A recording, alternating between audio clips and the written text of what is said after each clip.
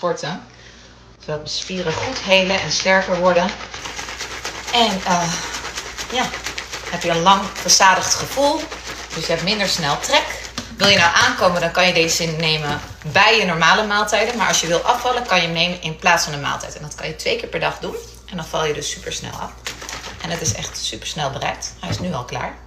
Dus proost.